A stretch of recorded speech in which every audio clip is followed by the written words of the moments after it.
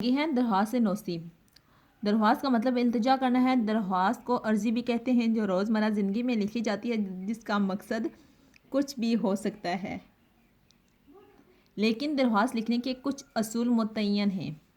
سب سے پہلے جس کو درخواست لکھی جا رہی ہو اس کا عہدہ اور محکمہ یا دفتر کا نام لکھا جاتا ہے۔ اس کے بعد عنوان یعنی درخواست کا مقصد لکھا جاتا ہے۔ اس کے بعد جناب عالی لکھتے ہیں۔ چوتھی سطر میں مؤدبانہ انداز میں اپنا مقصد بیان کیا جاتا ہے۔ درخواست مختصر لیکن پر اثر ہو۔ جس کو درخواست لکھی جا رہی ہو اس کے احترام کا خیال رکھا جائے۔ درخواست کے آخر میں مؤدبانہ الفاظ میں عنوان کے مطابق گزارش کی جاتی ہے۔ آخر میں العرض یا درخواست گزارا لکھا جاتا ہے اور پھر اپنا پورا نام، پتہ اور تاریخ تحریر کی جاتی ہے۔ نمونے کی درخواست انہوں نے نمونہ دیا ہوا ہے۔ باخدمت جناب ہیڈ مسٹریس، صدر، معلم، پرنسپل، المعراج پبلک اسکول، مظفر آباد، آزاد کشمیر۔ عنوان اجرائیگی کتب۔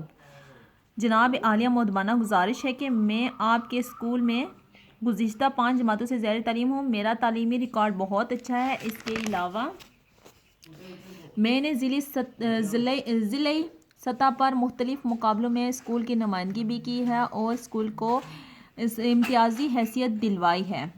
اب میرے والد صاحب کا انتقال ہو گیا ہے۔ معاشی حالات اس بات کی اجازت نہیں دیتے کہ میں کتابیں خرید سکوں، کیونکہ مہنگائی کے اس زمانے میں کتابیں خریدنا تو درکنار، گھر کا چولہا جلانا بھی مشکل ہے۔ میری آپ سے درخواست ہے کہ اسکول میں قائم بک بینک سے مجھے کتب جاری کی جائیں تاکہ میں اپنی تعلیم جاری رکھ سکوں اور اسکول اور گھر والوں کی خدمت کر سکوں۔ درخواست